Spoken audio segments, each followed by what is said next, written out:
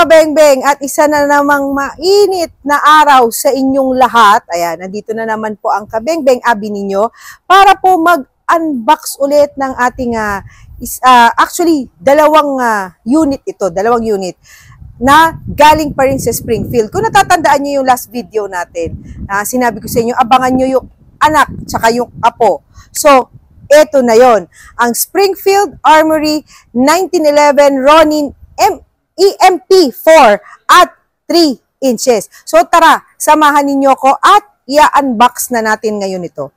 So yun nga, ito siya. So, alam niyo na, pag Springfield box, 'di ba? Ito yung lagayan ng ating unit.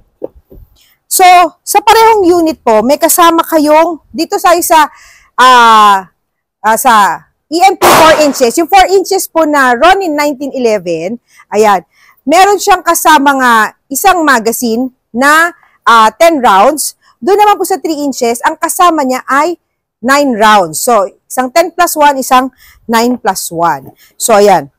Pakita ko sa inyo ha. Wait lang. So, yun na, ganun pa rin. May kasama pa rin itong lock ng barrel, parehong unit.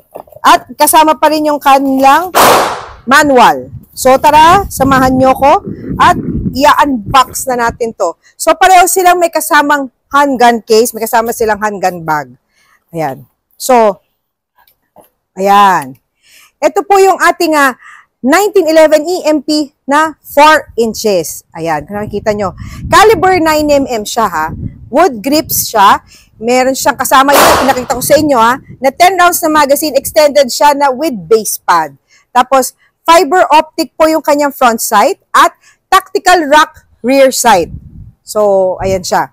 Kung mapapansin niyo, ito yung 4 inches. At papakita ko na rin sa inyo yung ating 3 inches. O, ayan.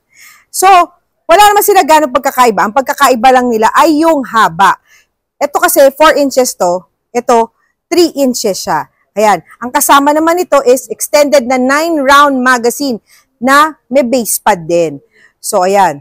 Pareho silang caliber 9mm. So, tara, testingin natin ito. Samahan nyo ang Kabengbeng Abi ninyo. Nakakatuwa, diba? Ito yung sinasabi ko sa inyo, yung tinest fire natin na Ronin na 45 caliber. Ito yung anak, tsaka yung apo. So, tara, samahan nyo na ako. Ite-testing na natin to.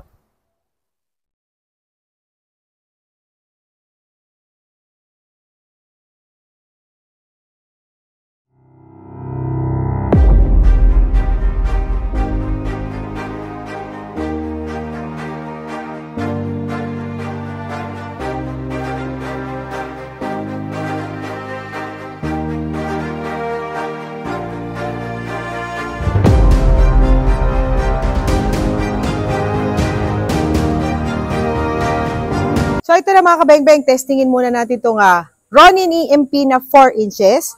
Ito yung anak. Ito yung anak. So, ayan, caliber 9mm. Tara, samahan nyo ako.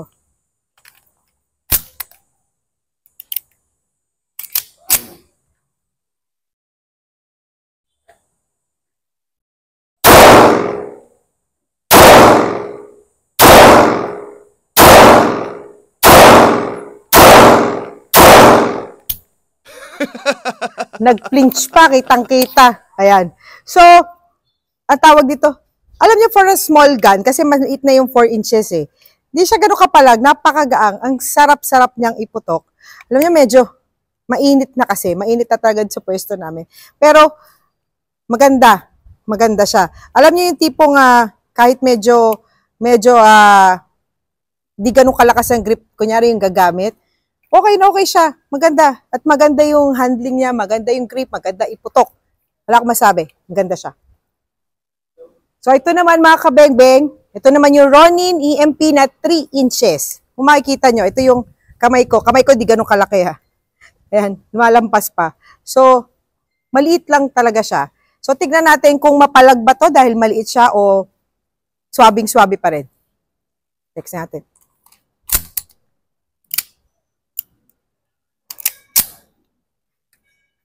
Firing.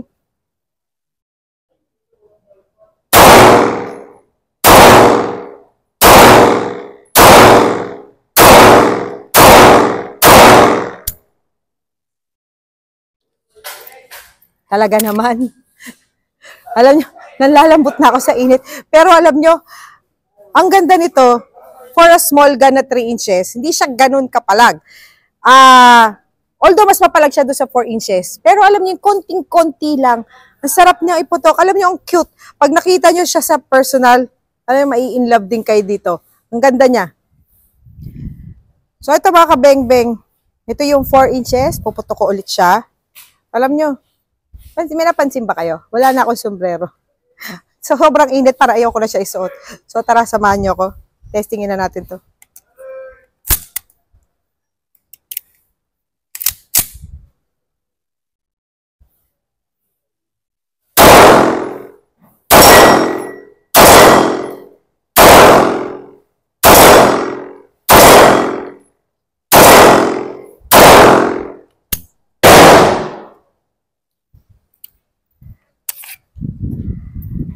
Hindi ko alam kung nagpi-flinch ako dahil sobrang init na, nakakapalambot na. Alam nyo, maganda talaga siya. If you're looking for a carry gun na hindi maliit, swak-sakto lang, okay itong 4 inches ng Ronin EMP. So, maganda siyang iputok. Ang cute niya talaga mga kabeng-beng. Oh. 3 inches lang kasi siya. Ito yung Ronin EMP na 3 inches. So, kita nyo naman kung gano'n siya kaliit. Para siyang, pinaliit na version talaga hindi mo para talaga, pinaliit na version siya. Ito na po yung tinatawag ko siyang apo. Ito na po yung apo. So, tara putok natin ulit.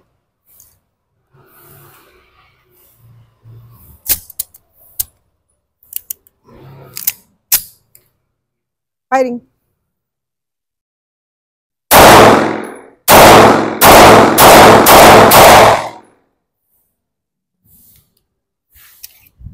Alam niyo, ang cute niya. Ang cute niya talaga. For a small gun, nakakatuwa talaga siya. Alam niyo, pwede niyo siyang pang-carry. Kasi alam niyo, kanina biruls ako, sinubukan ko, kasyang-kasya sa bulsa ko. So, kung kanina si Ronin EMP4, if you're looking for a carry gun na hindi ganun kaliit, okay yon. Pero kung gusto niyo mas maliit, na kasyang-kasya sa bulsa, or magbabag kayo na maliit lang, okay na okay to. Ang sarap niya iputok.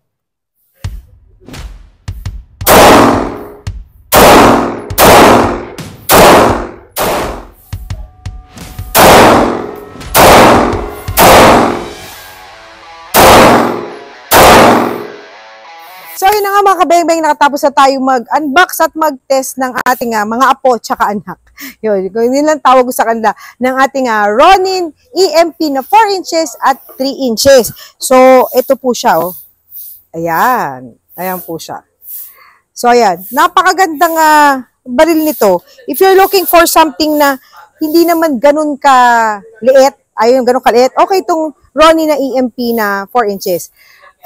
Kung gusto niyo naman mas maliit at kasyang-kasya sa bag, sa bulsa, ito namang 3 inches ang kukunin ninyo. Ayan. So, okay siya, magaang, masarap iputok, magandang handling, maganda yung grip, maganda yung sight niya. Ayun, kaya okay na okay siyang gamitin. So, yun, thank you po sa lahat na nanood ng video na to. At kung hindi pa po kayo naka-like at follow sa aking page, please do like and follow Kabeng-Beng Abi Facebook page. At meron din po ako YouTube channel, ang Kabeng-Beng Abi. At huwag niyo po rin kalimutang i-like and follow ang Spinelli Trading Facebook page.